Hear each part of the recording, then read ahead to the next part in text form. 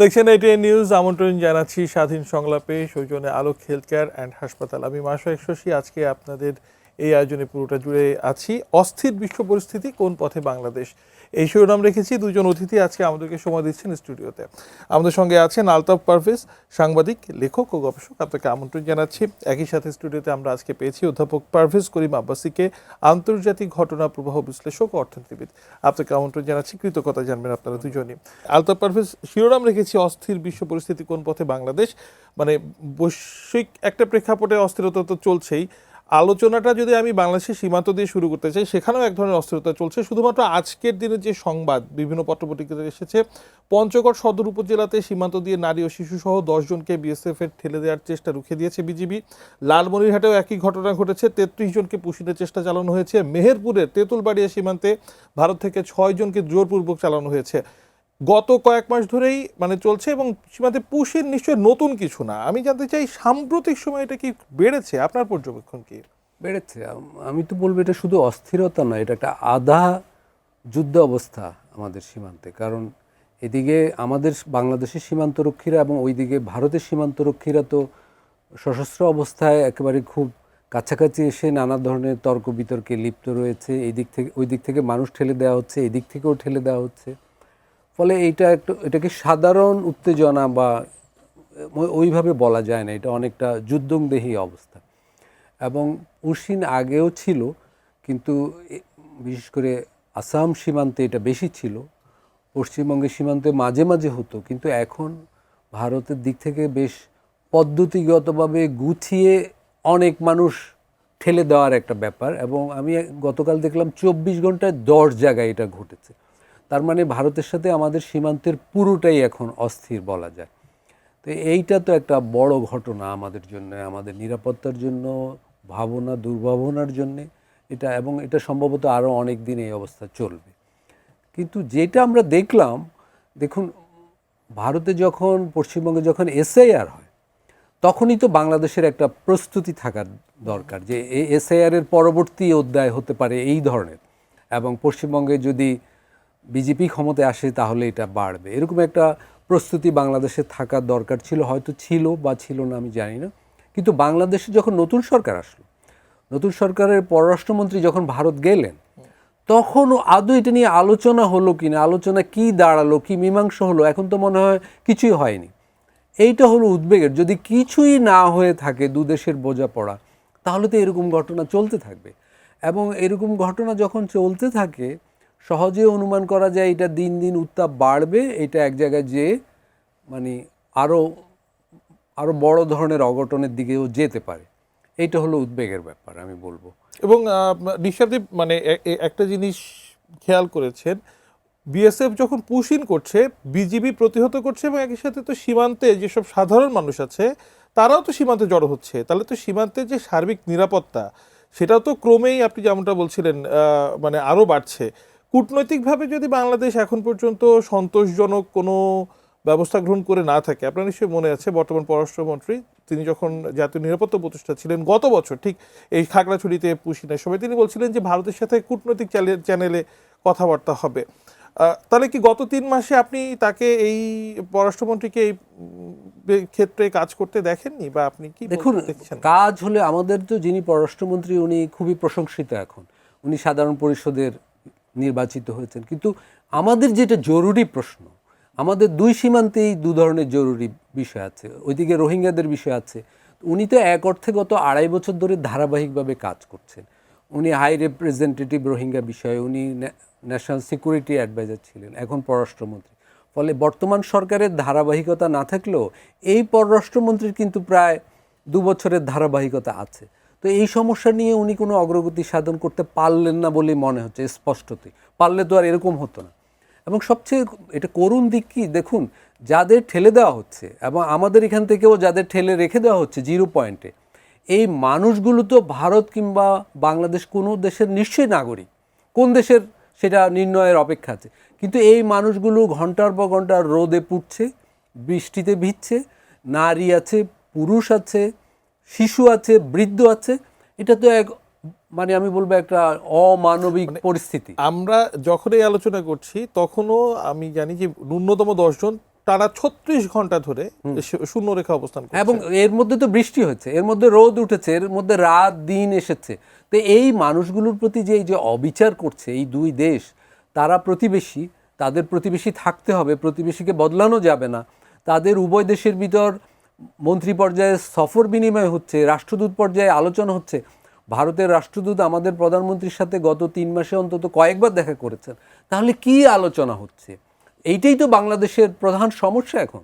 তো এগুলো উদ্বেগের ব্যাপার নাগরিক হিসেবে আমাদের জন্য, কারণ সীমান্তের এই উত্তেজনা মানে 4000 কিলোমিটারের সীমান্ত। সীমান্তে যখন দুই দেশের রক্ষীরা মুখোমুখি, তার মানে সীমান্তের কয়েক কিলোমিটারের মধ্যে সমাজ আর স্বাভাবিক অবস্থায় নেই, চলাচল আর স্বাভাবিক অবস্থায় নেই। এটা তো মহা উদ্বেগের ব্যাপার। দুর্ভাগ্যের ব্যাপার কি, ঢাকার রাজনীতিবিদ আর দিল্লির রাজনীতিবিদদের ব্যর্থতা এটা হচ্ছে, কিন্তু সীমান্তবর্তী মানুষরা, এই প্রান্তিক মানুষরা তার ভুক্তভোগী হচ্ছে। এইটা আমাদের দুর্ভাগ্যের ব্যাপার যে দুই প্রতিবেশী এত বছর একসাথে থেকেও এই ধরনের সমস্যা একটা নীতিগত অবস্থান ডেভেলপ করতে পারলো না।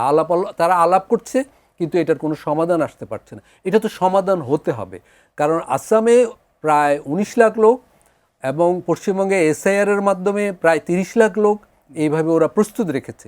তাহলে বাংলাদেশকে তো সক্রিয়ভাবে অগ্রাধিকার ভিত্তিতে এইটা আগে ভারতের সাথে আলাপ করতে হবে। এখন তাহলে সেই আলাপ আলোচনা ভারতের সাথে কি চলছে সেটা নিয়ে অধ্যাপক পারভেজ করিম আব্বাসী আপনার কাছে আসতে চাই।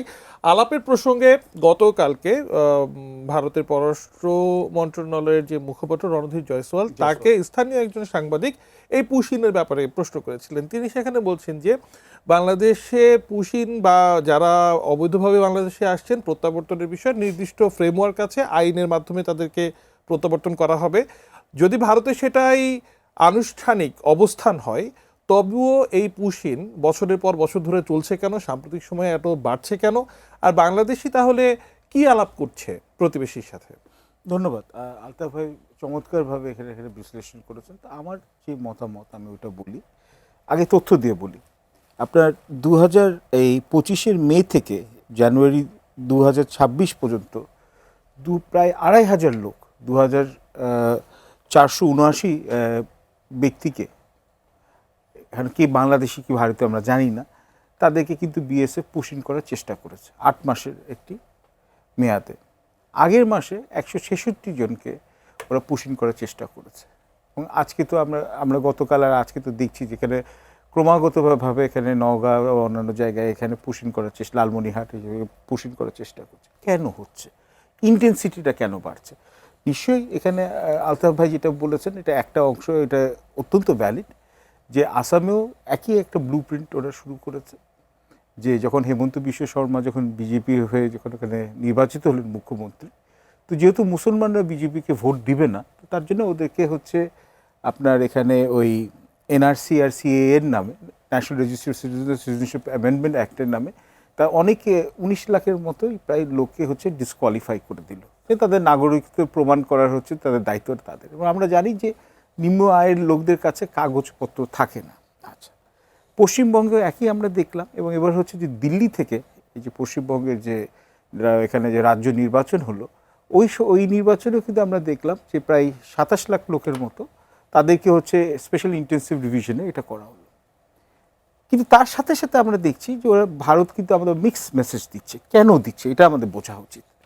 এখন মিক্সড মেসেজটা কি, যে ওরা বলছিল ওখানে ভারত থেকে কনসিস্টেন্টলি যে ওরা নির্বাচিত সরকারের সাথে ওরা এনগেজ করবে। এবং আমরা দেখলাম যে বিএনপির তখন ছিলেন অ্যাক্টিং প্রেসিডেন্ট, বর্তমান প্রধানমন্ত্রী, ওনার প্রত্যাবর্তন, বেগম খালেদা ইন্তেকালের সময় বা বিএনপির বিজয়ের পর ভারত কিন্তু খুব, আমি বলবো, উষ্ণ এখানে হচ্ছে মেসেজ দিয়েছে এবং ওরা বলেছে যে ওরা they'll want to take it forward. কিন্তু তার সাথে সাথে আবার কিছু অল্টারনেট ডেভেলপমেন্ট হয়েছে দুই দেশে।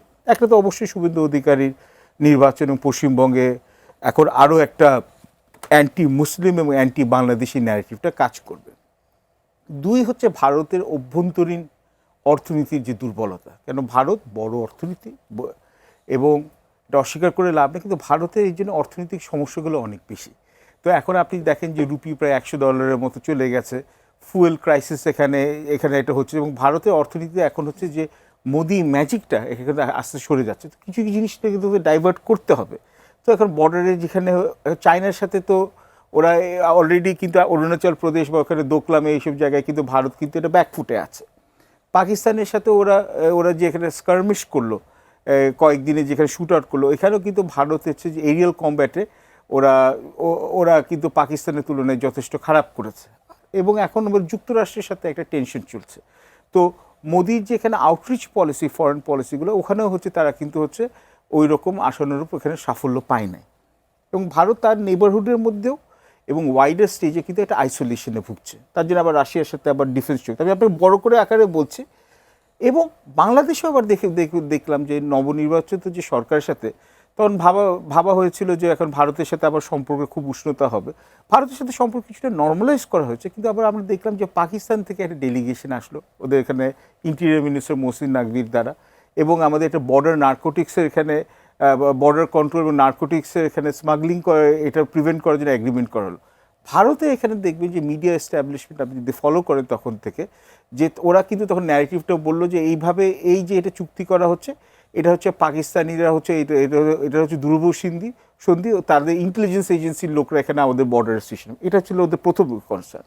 দুই, চায়নার সাথে এখানে হচ্ছে যে বাংলাদেশের যেখানে চায়না তো বাংলাদেশে একটা হচ্ছে ইম্পর্টেন্ট ইকোনমিক পার্টনার। তো এখন ওদের সাথে এখানে হচ্ছে যে আমরা যখন বললাম যে আমাদের সাম্প্রতিককালে যে ফরেন মিনিস্টার গেলেন চায়না, যেগুলো যে ইম্পর্টেন্ট ডেভেলপমেন্ট পার্টনার ইত্যাদি, এই যে এখানে মেসেজটা কোরিওগ্রাফ করা হলো, এটা নিয়েও আরেকটা জিনিস ওদের সংখ্যাটা বার হলো।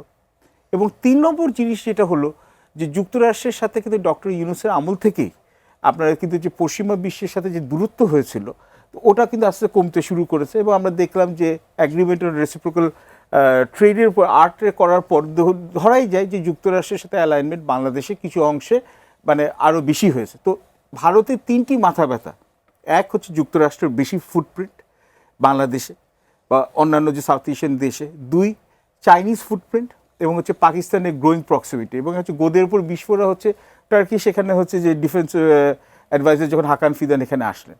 তো এই 4টা জিনিসের জন্য ভারতও যেটা করছে carrot and stick policy. Officially ওরা বলছে কি যে পুশিংটা তো আমরা এখানে আমরা হচ্ছে যে এখানে ডিপ্লোম্যাটিক চ্যানেল দিয়ে করবো, কিন্তু ওরা কিন্তু বাংলাদেশে এটা হচ্ছে যেখানে ডিপ্লোম্যাটিক নাইসিটিটা রাখছে, কিন্তু আবার তার সাথে সাথে আবার এখানে পুশিরও করছে যাতে হচ্ছে গভর্নমেন্টকে বা নিউলি ইলেক্টেড গভর্নমেন্টকে এক ধরনের একটা এটা মনস্তাত্ত্বিক চাপ বা মেন্টাল প্রেশার রাখার জন্য, এবং to test the government's resolve. কিন্তু বিপদটা হচ্ছে যে, এবং এটাও ঠিক যে আমরা তো পুশিং করে আমরা বসে থাকছি না, আলতা ভাই বলছে আমরা পুশ ব্যাক করছি, কিন্তু এখন আমাদেরকে এটা এস্টাবলিশ করতে হবে আসলে এই যাদেরকে ওরা বলছে বাংলাদেশি নাগরিক, ওটার তথ্য প্রমাণটা দেখ, এবং তাদেরকে একটা ফর্মাল প্রসেস দিয়ে এটা করতে হবে। এবং এই যে পুশিং আর পুশব্যাক করছে, এতে কি হচ্ছে, যদি দিল্লি আর ঢাকা ধরেন যে রাজনীতিবিদরা নিজেদের মধ্যে সম্পর্ক যদি পুনঃস্থাপন করতে চায়, যেটা বলে এখানে রিসেট করতে চায় রিলেশনশিপটা, তো জনগণের মনে যদি বিরূপ প্রতিক্রিয়া হয়, তাহলে একটা নির্বাচিত সরকার তো এখানে ভারতের সাথে একটা লেভেলের পর আগাতে পারবে না। তো এটা আমি বলবো যে ভারত বাংলাদেশের সম্পর্কটা হচ্ছে কি, এক পা এগোলে 2 পা পিছায়, এবং এটার জন্য সবচেয়ে ইম্পর্টেন্ট হচ্ছে বর্ডার কিলিং বন্ধ করা, পুশিং বন্ধ করা, সীমান্তের দীর্ঘদিন ধরেই যে সকল বিষয় নিয়ে অস্থিরতা এবং চলছিল, এই অ্যান্টি বাংলাদেশি পলিটিক্স খেলার প্রবণতা ভারতে এবং অ্যান্টি ইন্ডিয়া পলিটিক্স খেলার প্রবণতা বাংলাদেশ, এইগুলো এটা দুটো এগুলো কমানোর নিশ্চয়ই এই বিষয়ে আমরা আলোচনা সামনে আগিয়ে নেব। একজন দর্শক টেলিফোনে এই মুহূর্তে আমাদের সঙ্গে সংযুক্ত হয়েছেন। আসসালামু আলাইকুম দর্শক, আপনার পরিচয় দিয়ে প্রশ্ন করুন। আসসালামু আলাইকুম। ওয়ালাইকুম সালাম, প্রশ্ন করুন। আমি মুক্তার আলী বগুড়া থেকে বলছিলাম। জি, আমি যে পারভেজ স্যারের কাছে একটি কথা বলবো, না দুটো প্রশ্ন করবো না কাছে আর কি। জি, দুটো প্রশ্ন হচ্ছে কি, আপনার হলো এই যে খলিলুর রহমান, এই তো 2 বছর বোনায় 2 বছর মতন উনি অন্তর্বর্তী সরকারি পূর্বে অন্তর্বর্তী সরকারে ছিলেন। উনি যে এই যে আপনার হলো যে জাতিসংঘের যে মানে উনি যে সভাপতি হলেন, উনি যে 2 বছরের ভিতরে উনি আমাদেরকে কি দিলেন, কি পেলাম আমরা, আর উনি কি সোনাদের জন্য গেল ওই জায়গায়, না আমাদের দেশের পক্ষে কাজ করার জন্য গেল? উনি 2 বছর থাকার পরে একটা রোহিঙ্গা বিদেশে আমাদের দেশের থেকে পাঠাতে পারলো না উনি। এটা একটা প্রশ্ন। আর একটা প্রশ্ন হচ্ছে কি, যে আপনার হলো এই আপনার এই যে শিশুগুলো যে মারা গেল, আমি যে শিশু মারা গেল, এই বিষয়ে বিএনপি সরকার তাদের পক্ষে ব্যবস্থা নিচ্ছে না কেন? দুর্বল ওনার হিসাবে। এটা আমার প্রশ্ন আর কি। অসংখ্য ধন্যবাদ। আচ্ছা, আমার দুইজন অতিথি তো আজকের পারভেজ, আমার সম্ভবত মনে হচ্ছে আলতাফ পারভেজ ওনাকে আপনার বলে কাছেই করেছেন। আপনার কাছে তাহলে সে প্রথম প্রশ্নের উত্তরটি নিতে চাই। মুক্তার আলী বলছেন যে 2 বছর ধরে বাংলাদেশে, আপনিও বলছিলেন দায়িত্বে রয়েছেন সাধারণ পরিষদের, তিনি সভাপতি নির্বাচিত হলেন, অনেক কিছু তো তিনি পেলেন, বাংলাদেশ কি পেল আর কি? আসলে খলিলুর রহমান হলেন, আমি বলবো, আধুনিক বাংলাদেশের সবচেয়ে বড় বিস্ময়। মানে মডার্ন বাংলাদেশের জন্য এটা একটা বিস্ময়কর নাম এবং ব্যক্তি। দেখুন, উনি বাংলাদেশেরই মানুষ, বাংলাদেশে চাকুরিও করেছেন, কিন্তু দীর্ঘ সময় বাংলাদেশে ছিলেন না। বাংলাদেশের এই প্রজন্মের মানুষ ওনাকে চিনত না। গণ অভ্যুত্থানের পর মানে অন্তর্বর্তীকালীন সরকারের এক পর্যায়ে উনি আসলেন। সম্ভবত সব বলা বলি করছিল সবাই বাইডেন সরকারের সূত্রে আসলেন ভালো। উনি হাই রিপ্রেজেন্টেটিভ হলেন। পরের ঈদেই রোহিঙ্গাদের বর্মায় করার কথা, সেই প্রতিশ্রুতি নিয়ে আসলেন, কিন্তু সেটা ঘটলো না।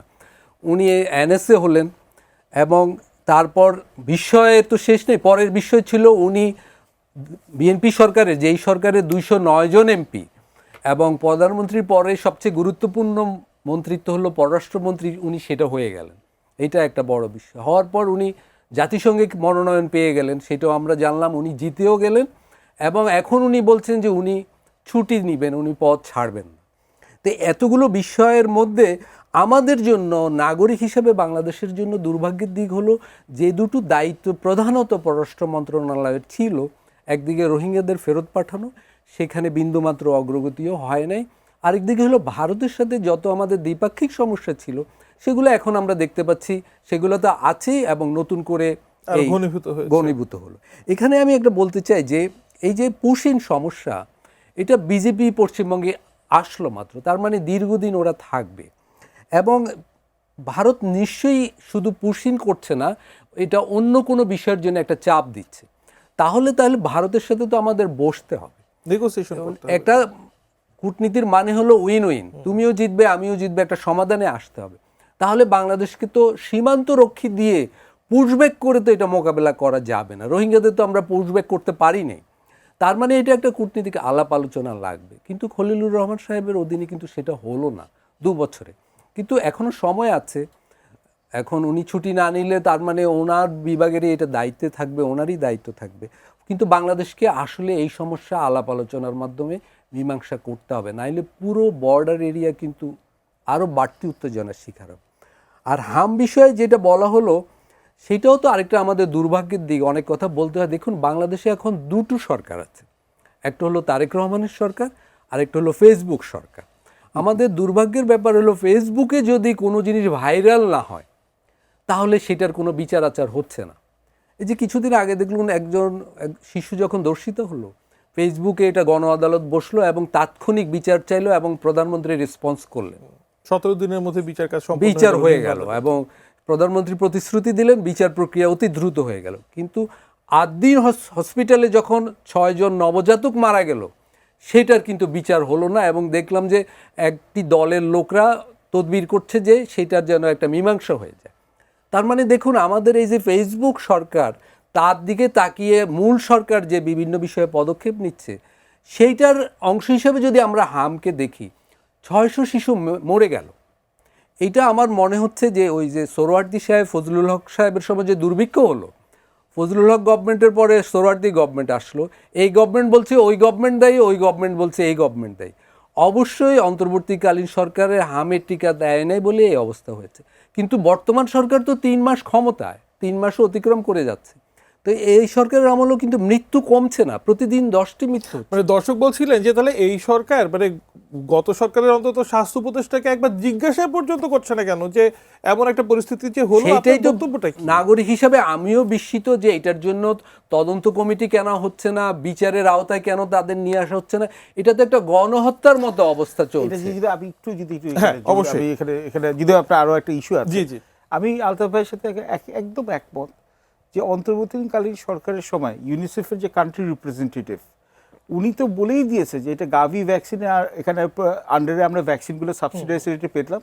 হুট করে এখানে স্বাস্থ্য উপদেষ্টা, এখানে অন্তর্বর্তীকালীন সরকারের আমলে উনি যখন ডিসাইড করলেন ওপেন টেন্ডার, কি বুদ্ধিতে এটা করলেন? এবং এতগুলো যে এখানে শিশুরা, যে নিষ্পাপ শিশুরা যে মারা যাচ্ছে, এখন তো এই সরকারেতে আমাদের এখানে স্বাস্থ্যমন্ত্রী আছে, স্বাস্থ্য উপদেষ্টা আছে, প্রতিমন্ত্রীও আছে বোধহয়, এবং পররাষ্ট্র মন্ত্রণালয় থেকে একই জিনিস, ওখানে উপদেষ্টা আছেন, একজন ফুল ক্যাবিনেট মিনিস্টার আছেন, একজন প্রতিমন্ত্রী আছেন।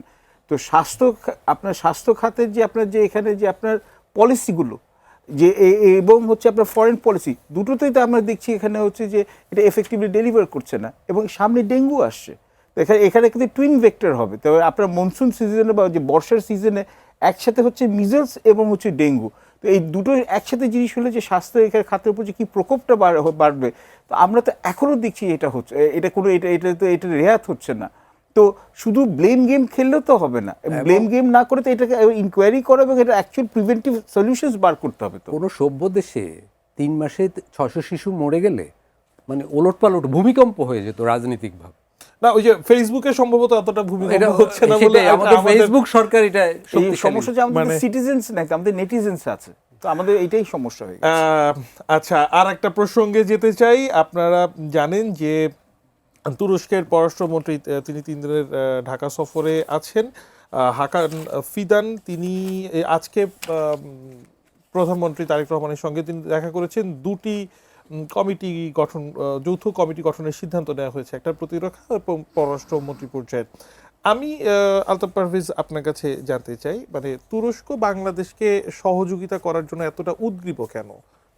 দেখুন, তুরস্ক তো পুরো অটোমান সাম্রাজ্যেরই সিলসিলা দেশ। তুরস্ক পুরো মুসলিম বিশ্বে এবং মুসলিম বিশ্বের বাইরেও তার প্রভাব বলয় বাড়াতে চেষ্টা করছে, বিশেষ করে বর্তমান শাসকদের অধীনে। তারই অংশ হিসাবে বাংলাদেশ, পাকিস্তানে তারা ইতিমধ্যে প্রভাব বাড়িয়েছে, বিশেষ করে ইমরান খানের আমলে সেটা অনেক বেড়েছিল, এখন কিছুটা সংকুচিত হয়েছে। বাংলাদেশে অন্তর্বর্তীকালীন সরকারের আমল থেকেই তারা চেষ্টা করছে কূটনৈতিক সম্পর্ক আরও সুদৃঢ় করা, আমাদের প্রতিরক্ষা সহ আরও নানা বিষয়ে তাদের মানে নানা পণ্যের বেচা বিক্রি বাড়ানো, এবং রোহিঙ্গা সহ নানা বিষয়ে তারা মানে তাদের সংযোগ বাড়াচ্ছে। এবং বিশেষভাবে আমি বলবো যে বাংলাদেশের বিভিন্ন রাজনৈতিক দলের সাথে তারা সম্পর্ক উন্নত করছে। এই সবগুলোর উপসংহার হলো তারা বাংলাদেশে প্রভাব বৃদ্ধির চেষ্টা করছে, সেটা তাদের বৈশ্বিক প্রভাব বৃদ্ধির চেষ্টার অংশ হিসেবে করছে। তাহলে অধ্যাপক পারভেজ করিম আব্বাসী, তুরস্ক যে বাংলাদেশে প্রভাব বৃদ্ধির প্রচেষ্টা চালাচ্ছে, সেই প্রভাব বাংলাদেশে দীর্ঘমেয়াদে কেমন পড়বে? বিশেষ করে আপনি জানেন যে এই সফরে বাংলাদেশের পক্ষ থেকে বলা হচ্ছিল যে একটি অর্থনৈতিক অঞ্চলের প্রস্তাব দেওয়া হয়েছে এবং একটা বিশেষায়িত হাসপাতাল যেন তুরস্ক তৈরি করতে চায়। অন্যদিকে তুরস্কের দিক থেকে বারবার বলা হচ্ছে যে না, তারা সমরাস্ত্র এবং প্রতিরক্ষা খাতে তারা সহযোগিতা দিতে চায়, ড্রোন বানাতে চায়। বাংলাদেশ তাহলে আঞ্চলিক একটা যেই প্রেক্ষাপট আছে বা সমরাস্ত্র সোর্সিংয়ের ক্ষেত্রে আমরা ঐতিহাসিকভাবে যে সকল ডেস্টিনেশনগুলো তাকিয়ে থাকতাম, সেখানে কি একটা বড় ধরনের পরিবর্তন আসছে? সেই পরিবর্তনের প্রভাব কি পড়বে সামনে?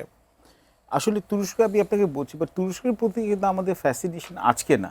আপনি যদি দেখেন এই যখন আমাদের অবিভক্ত ভারত ছিল, যখন এখানে ওই তুরস্ক অটোমান সাম্রাজ্যের এখানে অটোমান সাম্রাজ্য যে খিলাফতটাকে যখন অবলুপ্তি করার কথা ছিল অ্যালাইড পাওয়ার্সে, তখন খিলাফত আন্দোলন হয়েছিল। এবং এটাই কিন্তু মানে আমাদের ভারত, পাকিস্তান, বাংলাদেশ যেটাই বলেন, এই সবগুলো দেশের কিন্তু এখানে স্বাধীনতার একটা মূল মন্ত্র। কংগ্রেসও কিন্তু তখন মুসলিম লীগ দুইটাই খিলাফত আন্দোলনের সাথে মৌলানা মোহাম্মদ আলী, মৌলানা শওকত আলী, এখানে গান্ধী নিজেই তো এখানে নেতৃত্ব দিয়েছেন। এবং আমাদের এমনকি কাজী নজরুল ইসলাম যখন কামাল আতাতুর্ক যখন ওখানে ওই গ্রিসের সাথে যুদ্ধে যেখানে জয়ী হয়েছিলেন, অগ্নিবীণাতে এখানে হচ্ছে কামাল পাশা বলে, কামাল তুনে কামাল কিয়া বলে এখানে এটা। তো আমাদের কিন্তু একটা ফ্যাসিনেশন আছে তুরস্কের প্রতি। শেখ হাসিনা সরকারের আমলে সম্পর্কটা এখানে খারাপ হয়ে গেছিলো, কেননা জামাতের এখানে শীর্ষস্থানীয় নেতাদের যখন ওখানে বিচার হচ্ছিল, তখন তুরস্কের পার্লামেন্টে এখানে আক পার্টি, এখানে যে বর্তমান যিনি তুরস্কের প্রেসিডেন্ট তখন প্রধানমন্ত্রী ছিলেন এরদোয়ান, তখন এটা সমালোচনা করেছেন। কেননা এখন যে দলটি আছে সেটা কিন্তু মুসলিম ব্রাদারহুড বা ইখওয়ানে মুসলিমিন বা পলিটিক্যাল ইসলামে এখানে এটা সাপোর্ট করে বা বিশ্বাস করে, এবং ওই আইডিওলজিটা ওরা এক্সপ্যান্ড করতে চায়। এবং তার সাথে সাথে ওরা তারপর ওদের আবার রিএন্ট্রি হলো বাংলাদেশে আবার শেখ হাসিনা সরকারের আমলে রোহিঙ্গা ক্রাইসিসের ব্যাপারে। ফার্স্ট লেডি তো মানে রোহিঙ্গা ক্যাম্প জি ওদের 3টি বড় ওদের কিন্তু টার্কিশ হিউম্যানিটেরিয়ান অর্গানাইজেশন কাজ করছে। একটা হচ্ছে টিকা, একটা হচ্ছে এফআইড, আর একটা হচ্ছে রেড ক্রিসেন্ট। এবং সাম্প্রতিককালে অন্তর্বর্তীকালীন সরকারের আমল থেকেই শুরু হয়েছে এটা, এবং তারপরে এটা এখন বেগবান হয়েছে। যে ওরা হচ্ছে তাদের ওয়েপন্স বেচার জন্য ওরা হচ্ছে যে অত্যন্ত আগ্রহী সমরাস্ত্র, এবং আমরা বেশ কয়েকটা ডিলও করেছি, কেননা বিশ্বের যতগুলো ড্রোন আছে তার 67% টার্কি একাই প্রডিউস করে। বাইরাক্তার যেটাকে বলা হয়, তো বাইরাক্তার TB2 ড্রোনস আমরা ওদের কাছ থেকে আমরা অনেক অ্যামাউন্ট পারচেজ করেছি। আমরা ওদের এখানে মাইন প্রোটেক্টেড ভেহিকলস এটা কিনেছি, আমরা ওদের এখানে রেডার সিস্টেম কিনেছি, মিসাইল সিস্টেম কিছু কিনেছি, জ্যামার্স কিনেছি, এবং তুরস্ক চাচ্ছে এখানে জয়েন্ট প্রোডাকশন করার জন্য। স্পেশাল ইকোনমিক জোনে ওরা করতে চাচ্ছে শিপ বিল্ডিংয়ের উপর, টেক্সটাইলসের উপর, রিনিউয়েবল এনার্জির উপরে, ফার্মাসিউটিক্যালসের উপরে, এবং তুরস্কের বেশ কিছু কংগ্লোমারেট কোম্পানি আছে। এবং সবচেয়ে ইম্পর্টেন্ট জিনিস যেটা আমরা ভুলে যাই, বেশ কয়েক বছর ধরে কিন্তু টার্কিশ সফট কালচার কিন্তু আমাদের দেশ, পাকিস্তান, অন্যান্য দেশেও কিন্তু ওরা এটা করেছে। কিভাবে? এই যে আপনার এখানে বাদশাহ সুলেমানের উপর যে সিরিজটা ডাব করে এখানে বাংলাদেশ চালু করেছে, এটা টার্কিশ লাইফ, বাট এবং টার্কিশ তুরস্কে এখানে পর্যটনের জন্য হোক, পড়াশোনা করার জন্য হোক কিন্তু বাড়ছে। তুরস্কের সাথে আমাদের $1.3 বিলিয়ন একটা বাণিজ্য আছে, যেটা $2 বিলিয়ন বাড়াতে চায়। কিন্তু আপনার প্রশ্নের উত্তর, এবং এগুলো কিন্তু ডাইভার্সিফাই করার মোটেও কোনো মন্দ কিছু না, ওয়েপন্স ডাইভার্সিফাই, কিন্তু তুরস্কের সাথে সম্পর্কটা যদি আমরা এক্সটেন্সিভলি যাই, যেটা একটা ডিফেন্স এগ্রিমেন্ট বা সিকিউরিটি এগ্রিমেন্ট ভবিষ্যতে যেতে পারে, যে এককালে ছিল যে বাগদাদ প্যাক্ট ইত্যাদি ছিল পাকিস্তান আমলে যখন আমরা ওদের অংশ ছিলাম, এটা কিন্তু আবার একটা কম্পোনেন্ট আছে। কেন? তুরস্ক, পাকিস্তান, আজারবাইজান, কাতার একটা অ্যাক্সেস একটা আছে, আবার ওদেরকে অপোজ করার জন্য আবার আছে ইসরায়েল, ইউনাইটেড আরব এমিরেটস এবং ইন্ডিয়া। তো এখন এদের মধ্যে কিন্তু একটা রিজিয়নাল এখানে একটা পাওয়ার স্ট্রাগল আছে, এবং তুরস্কের কিন্তু একটা স্টেটেড এম আছে যে ওরা ভারতের যে ইনফ্লুয়েন্স আছে ওটাকে ওরা কন্ট্রোল করতে চায় ইন টার্মস অফ ওদের পাওয়ার প্রজেকশন এবং হচ্ছে ওদের আর্মস আর ওয়েপন্স বেচে। এবং এর জন্য দেখুন ইন্দোনেশিয়ায় ভিজিট করেছে, এর জন্য সাহেলে ওরা কিন্তু আছে, এবং সিরিয়াতে কিন্তু তুরস্ক ইনভলভ হয়েছে ওদের ইন্টারনাল পলিটিক্সে, ওরা কিন্তু লিবিয়াতে ইনভলভ হয়েছে, ওরা কিন্তু সুদানে ইনভলভ হয়েছে এবং মিলিটারি এবং টেকনিক্যাল অ্যাসিস্ট্যান্স দেওয়ার জন্য। সো তুরস্কের কিন্তু একটা ওরা মিডল পাওয়ার একটা আছে, মধ্যবর্তী একটা ক্ষমতা ওরা ওরা ওরা প্রজেক্ট করতে চাচ্ছে। সো আমাদের নিশ্চয়ই প্রত্যেকটি দেশের সাথে আমাদেরকে করতে হবে। আমাদের আর্ম ফোর্সেসের যে ডক্টরিন আছে, তো ওইটাকে আমরা এখানে মডার্ন একটা আর্ম ফোর্সেস বানানোর জন্য 2030 ভিশনের জন্য বা গোলের জন্য আমাদের অবশ্যই আমাদের আর্মস এখানে এখানে ডাইভার্সিফিকেশন করতে হবে। কিন্তু আমাদের খুব সতর্ক থাকতে হবে যে আমাদের অভ্যন্তরীণ রাজনীতিতে কোনো দেশই যাতে এখানে না ইন্টারফেয়ার করতে পারে ডিরেক্টলি, এবং আমরা যদি কোনো রিজিনাল এই পাওয়ার কনফ্লিক্টে আমরা জড়িয়ে না হয়ে পড়ি। মানে আলতাফ পারভেজ, তুরস্ক বাংলাদেশে বিনিয়োগ করতে চাই, সেগুলো নিয়ে একটা ব্যাখ্যা বিশ্লেষণ তো অধ্যাপক পারভেজ করিম আব্বাসী করলেন। আপনার যদি কিছু আসলে আমি শুধু দুটো ব্যাপার যুক্ত করতে চাই। তুরস্কের প্রসঙ্গ উঠার সাথে সাথে আমার রোহিঙ্গা শিবিরের কথা মনে হলো। রোহিঙ্গাদের আমরা আপাতত ফেরত পাঠাতে পারছি না সংক্ষেপে বললেই, ফলে এইটা একটা আমাদের বড় দুর্ভাবনার জায়গা। কারণ চীন, ভারত, যুক্তরাষ্ট্রের যে ঠান্ডা যুদ্ধ মিলে তাতে এই বঙ্গোপসাগর বা এই অঞ্চলটা একটা ভরকেন্দ্র হয়ে উঠেছে। সেখানে এই যে রোহিঙ্গা শিবিরকে ঘিরে নানা ধরনের অপচেষ্টা হতে পারে। বাংলাদেশের একটা সতর্ক থাকার ব্যাপার যে বিভিন্ন দেশ যারা আমাদের সাথে সুসম্পর্ক করতে চায়, যারা ওই অঞ্চলে নানা ধরনের বিনিয়োগ করতে চায়, ইপিজেড হোক বা যেভাবেই হোক, তাদের যেন রোহিঙ্গা শিবিরে মানবিক সাহায্যের নামে রাজনৈতিক ভূমিকা পালন করতে দেয়া না হয়। এ বিষয়ে বাংলাদেশের অতি অতি জরুরি সতর্কতা দরকার। কারণ এইটা আমরা ছোট দেশ, আমরা এগুলা পরবর্তীতে সামাল দিতে পারবো না, এই একটা ব্যাপার। দ্বিতীয়ত, তুরস্কের সাথে বা যে কোনো দেশের সাথে আমাদের সম্পর্ক বিকশিত করতে হবে নানাভাবে, কিন্তু যদি আমরা সামরিক গভীরতায় যাই, সামরিক সম্পর্ককে আরও গভীর করতে যাই, তাহলে এশিয়ায় আমাদের অন্য অন্য প্রতিবেশীরা, অন্য আশেপাশের দেশগুলো কিভাবে নেবে সেই বিষয়টাও আমরা ইগনোর করতে পারি না। সেই বিষয়েও সতর্কতার দরকার আছে। দেখুন, ইমরান খানের সাথে তুরস্কের সম্পর্কের গভীরতার কারণে অন্তত এইটা একটা বড় কারণ যে ইমরান খান এখন কারাগারে, এবং পাকিস্তানে যে একটা আধা সামরিক শাসন চলছে। ফলে এই যে মানে যে কোনো সম্পর্ক স্থাপন করার সময় এর পূর্বাপর অনেক ব্যাপারগুলো বিবেচনায় নেওয়া উচিত আর কি। এইটুকুই আমার যোগ করার ব্যাপার আছে। মানে যেহেতু মানে তুরস্কের সাথে পরবর্তী রোহিঙ্গা প্রসঙ্গটাও আসলো, আমি এই আলোচনাটা আজকে করতে যাচ্ছিলাম না, তবুও আমি আপনি প্রসঙ্গ তুললেন তাই বলতে চাই।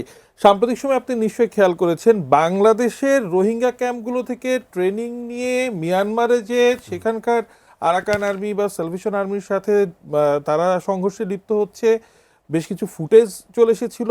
খুব সাম্প্রতিক সময় নবনির্বাচিত মিয়ানমারের যে প্রেসিডেন্ট সাবেক মিন অং সেনাপ্রধান তিনি ভারতে গিয়েছেন, সেগুলো নিয়েও একটা কথা হয়েছে। আপনি যে সতর্কতার কথা বলছিলেন, ব্যাপারটা কি এখন আর সতর্কতার জায়গাতে আছে? রোহিঙ্গা ক্যাম্পে সশস্ত্র জনগোষ্ঠীদের যদি সেই প্রশিক্ষণ বা এনগেজমেন্টের কথা বলি, না, সতর্কতা বাংলাদেশ সতর্ক আছে, কিন্তু বাংলাদেশের সীমান্ত ব্যবস্থাপনায় দুর্বলতাও আছে, এবং সেই দুর্বলতা তো স্পষ্ট যে রোহিঙ্গাদের শুধু আশাই থামাতে পারেনি, আশা অব্যাহতও আছে। এবং এই অঞ্চলে এই ছোট সীমান্তে, বর্মার সাথে আমাদের সীমান্ত খুব বড় নয়, কিন্তু এই সীমান্তে মাদক চোরাচালানের জন্য, অবৈধ ব্যবসার জন্য, অবৈধ অস্ত্রের চোরাচালানের জন্য অনেক দিক থেকে বাংলাদেশ ভুগছে, সেটা আমরা থামাতে পারছি না। কিন্তু রোহিঙ্গাদের যদি আমরা ফেরত পাঠাতে যেহেতু পারছি না, এবং এই শিবিরগুলোর ব্যবস্থাপনায় আমাদের দুর্বলতা রয়েছে, ফলে এইগুলো আমাদের সতর্ক হওয়ার ব্যাপার আছে যে অনেক বহির্বিশ্বের অনেক দেশ এই রোহিঙ্গা শিবিরে যুক্ত হওয়ার মধ্য দিয়ে তাদের কোনো আপাত অদৃশ্য পরিকল্পনা বাস্তবায়ন করতে পারে এইসব অঞ্চলে। এই ব্যাপারে সতর্ক থাকার ব্যাপার আছে। আপাতত আমি শুধু এইটুকু বলতে চাই। ঠিক আছে, তাহলে এই আলোচনা আমি এখানেই শেষ করলাম। নতুন আরেকটা প্রসঙ্গে যেতে চাই। অধ্যাপক পারভেজ করিম আব্বাসী, আপনার কাছে আসতে চাই। সেটা হলো যে আপনি জানেন যে জোরপূর্বক শ্রমের মাধ্যমে তৈরি পণ্যের বাণিজ্য রোধে ব্যর্থ হয় বাংলাদেশ সহ 60টি দেশের পণ্যের উপর নতুন করে শুল্ক আরোপের প্রস্তাব করেছে যুক্তরাষ্ট্র। বলা হচ্ছে 10% বেশি আসবে। আমি জানতে চাচ্ছি যে চলতি বছরের ফেব্রুয়ারিতে যখন যুক্তরাষ্ট্রের সাথে এগ্রিমেন্ট অন রেসিপ্রোকাল ট্রেড চুক্তিটা হলো, সেই চুক্তিতে বলা হচ্ছিল যে বাংলাদেশ থেকে রপ্তানি পণ্যের উপরে 19% শুল্ক আরোপ হবে। পরবর্তীতে মার্কিন আদালতে সেটা বাতিল হলো। এখন আবার নতুন করে শুল্ক একটা ট্যারিফ, মানে বাংলাদেশ তাহলে মার্কিন বাজারে সব মিলে কত শতাংশ শুল্ক দিয়ে ব্যবসা করবে? আমি সেই হিসাবটাকে জানতে চাই সহজে। এটা এখনো পুরোপুরি ইউএসটিআর, ইউনাইটেড স্টেটস ট্রেড রিপ্রেজেন্টেটিভও আমাদেরকে দিতে পারে না, আমরা ক্যালকুলেট করতে পারি। কারণ এখানে অনেকগুলো বলে না, devil lies in the details. বেশ কয়েকটা জিনিস আছে। প্রথম হচ্ছে যে যখন ট্রেড অ্যাক্ট 1974 আন্ডারে সেকশন 301 ইনভেস্টিগেশন লঞ্চ করল, এবং লঞ্চ করার পর আমরা এখন ফলশ্রুতি দেখলাম যে আপনি যেটা বললেন ঠিকই, ফোর্স লেবারের নাম করে এখানে হচ্ছে 60টি দেশের উপর এখানে হচ্ছে 10 থেকে 12.5% হচ্ছে অ্যাডিশনাল শুল্ক বা অ্যাডিশনাল ট্যারিফ, এখানে বাড়তি শুল্ক দেওয়া হয়েছে। আর যেহেতু আমরা অ্যাগ্রিমেন্ট অন রেসিপ্রোকাল ট্রেডে আছি, তো তার জন্য আমরা একটু কম মার খেয়েছি, আমরা 10% পেয়েছি। এবং আমাদের ওই চুক্তিতে অবশ্য বলা ছিল যে সেকশন 301 বাংলাদেশের উপর ইম্পোজ করতে পারবে, সেটাই করলো। হ্যাঁ, এবং আমি ওখানেও এর প্রশ্নটা আসে। তবে আমাদের সাথে আর্জেন্টিনা, মালয়েশিয়া, ইকুয়েডর এইসব দেশগুলো আছে।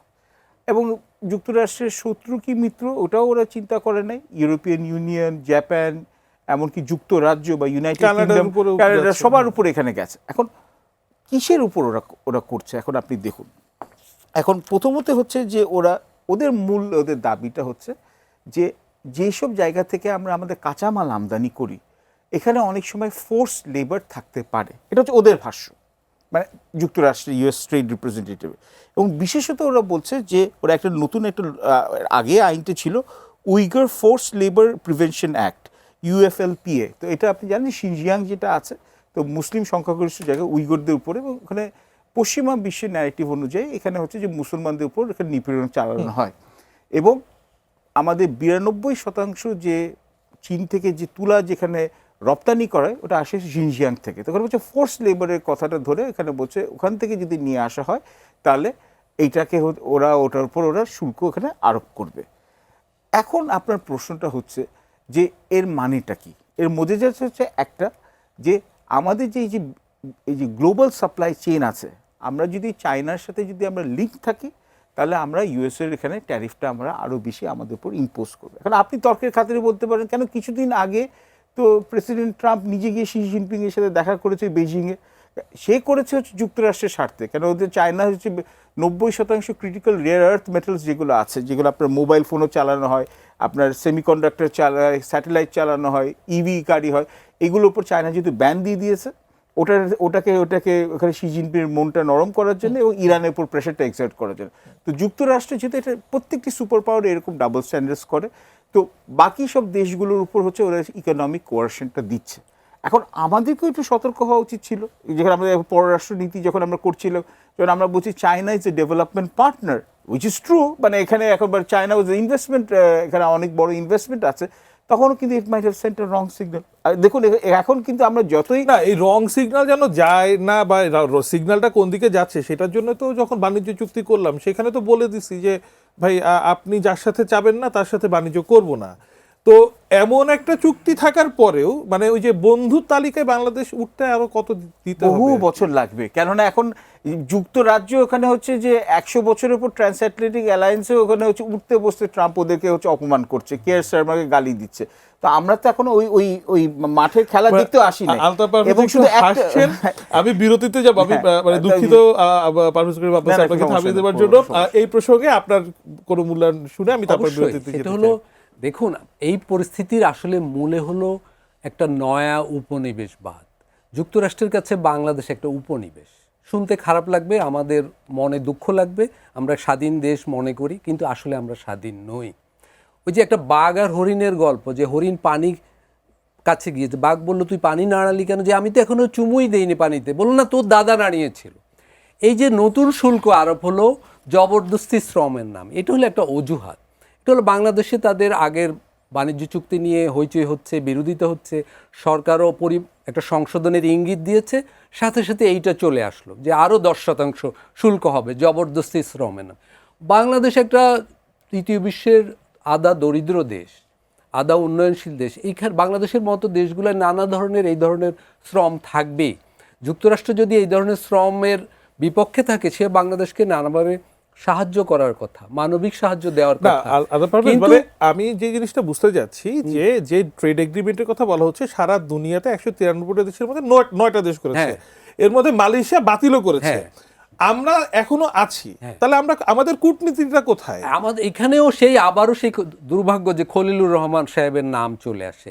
2 বছর ধরে উনি আছেন এবং উনি যুক্তরাষ্ট্রেরও প্রিয় পাত্র বলা হচ্ছে, এবং আমরা শুনেছি যে অন্তর্বর্তীকালীন সরকারও যুক্তরাষ্ট্রের গুডবুকে ছিল, এই সরকারও আছে, কিন্তু 15-র পাশাপাশি 19% শুল্ক আরোপিত হয়ে গেল। 1 ভাগ কমলো, সে 1 ভাগের বিনিময়ে আমরা আমাদের সার্বভৌমত্বের অনেকখানি আপোষ করে একটা চুক্তি করলাম।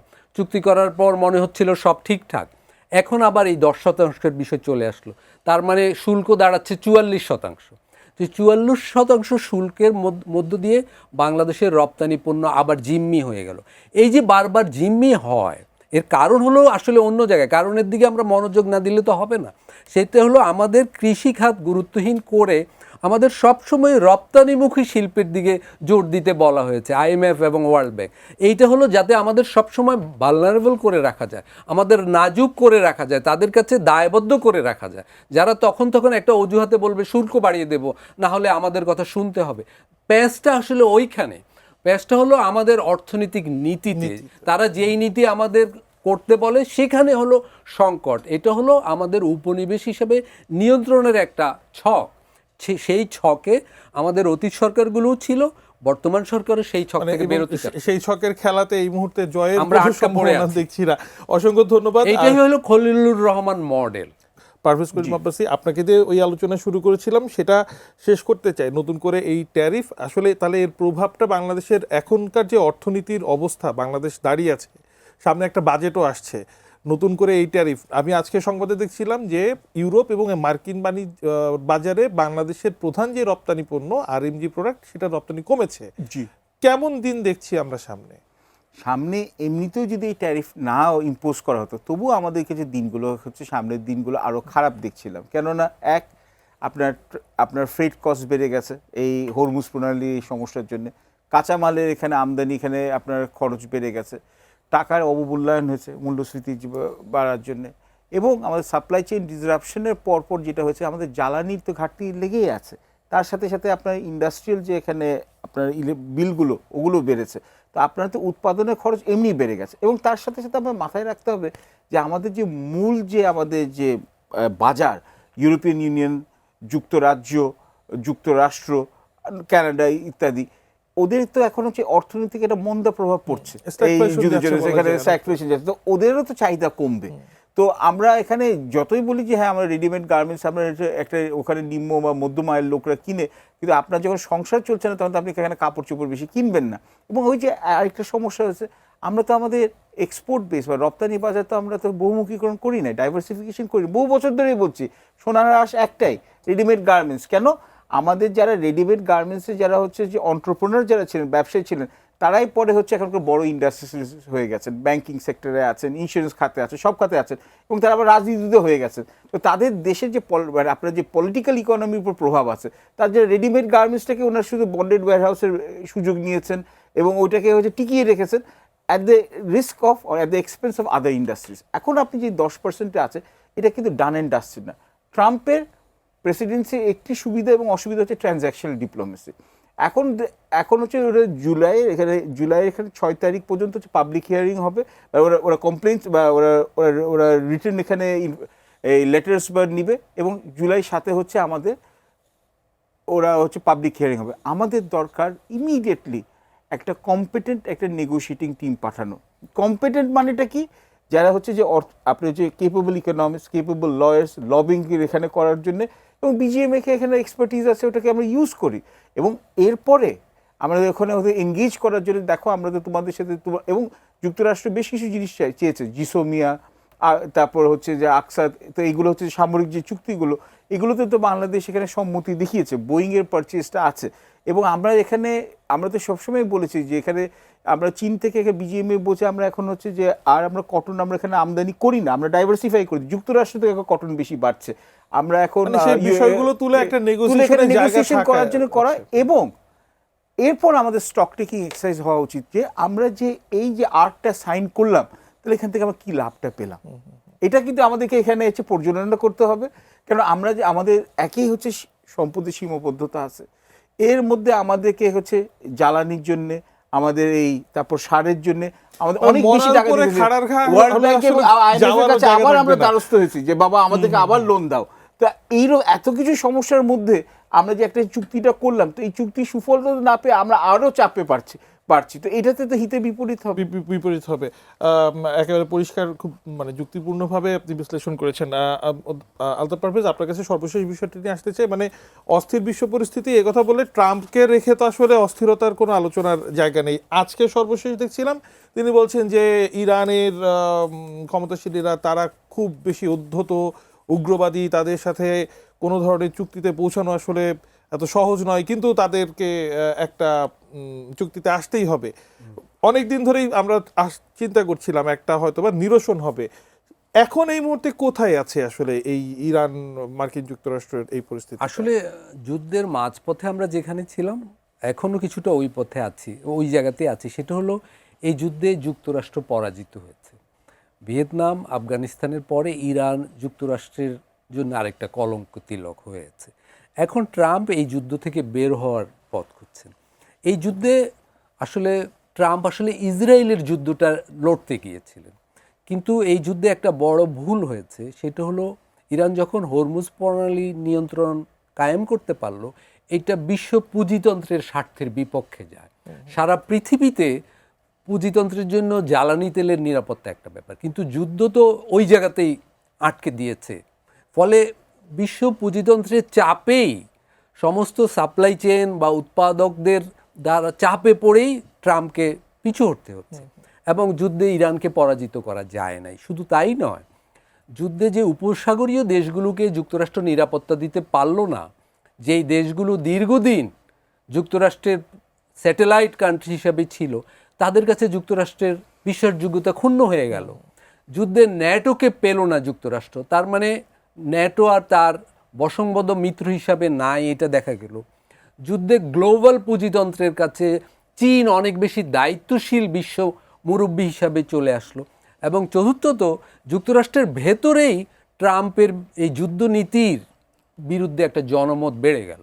এই 4 কারণে ট্রাম্প এখন একটা খুবই কোণঠাসা অবস্থায় আছেন।